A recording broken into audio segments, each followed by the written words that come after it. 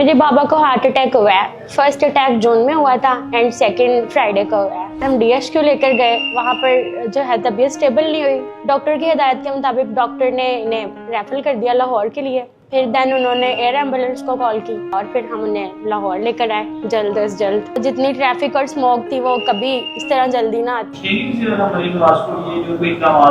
Is doing a very good work, I appreciate her very much. ये उनका बहुत अच्छा काम है, मैं उनको सपोर्ट करती हूँ इस वर्क पे।